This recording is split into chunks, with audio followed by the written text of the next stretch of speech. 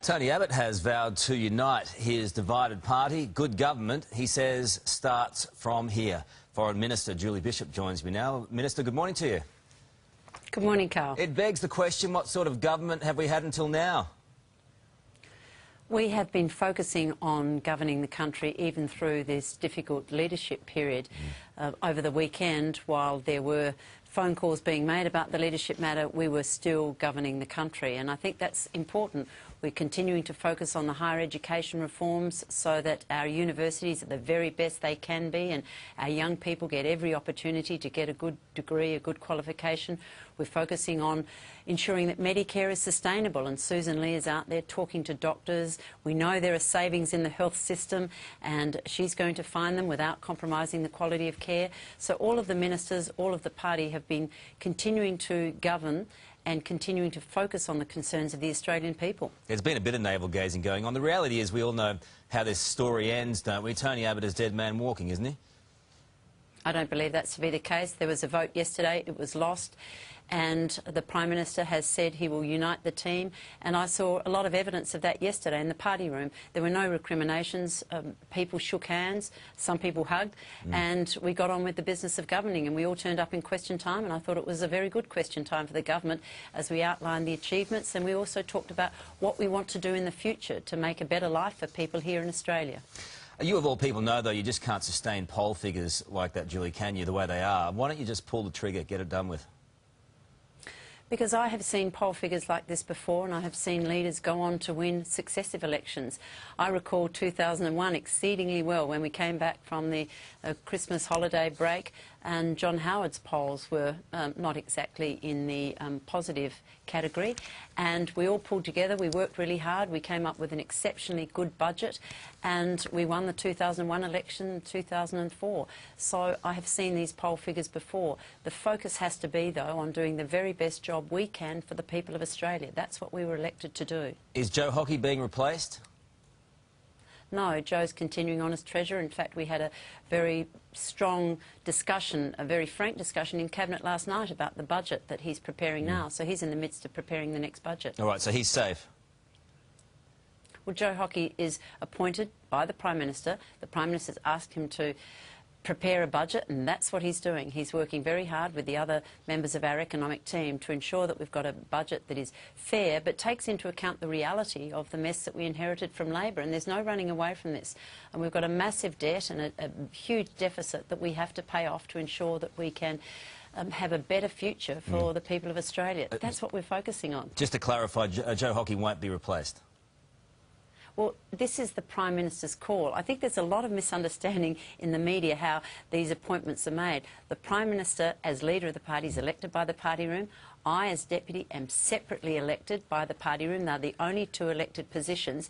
Other than that, the appointments are made by the Prime Minister. So that's a matter for the Prime Minister. And yesterday, the Prime Minister and Joe Hockey were talking about the preparations they're doing for the budget. So Joe Hockey's survival relies on a captain's call. He's not going to be consultative on that? Every minister is there as an appointee of the Prime Minister. But it's a captain's call. That's our system. It's our system. That's what happens in the Labor Party. That's what happens in the Liberal and National Party. It's the leader's choice as to who become the ministers. And, of course, they consult on that, but it's the leader's call, just as we have said that we don't have a presidential system where leaders and deputies run on tickets. The leader is elected, the deputy leader is elected, and the leader gets to choose his cabinet after consultation. Now, that's been the case forevermore, so there's nothing unusual about that. OK, but you can't guarantee anyone's safe at the moment. Karl, this is a silly line of questioning. Well, it's a captain's call. People have been appointed. Well, and that has always been the case. Right. People how else do you think people get appointed treasurer? What, they just wake up one morning and they're treasurer? Well, No. But the reality is, if you're trying to convince an electorate Minister. someone's safe, you can't. It's up to the captain. Well, I am telling you that the Prime Minister has confirmed all ministers in their current positions. OK. Now, Right. Tony Abbott said in Parliament yesterday... I'm sorry, that's always been the case, and so there is nothing unusual about the fact that ministers are appointed by the leader.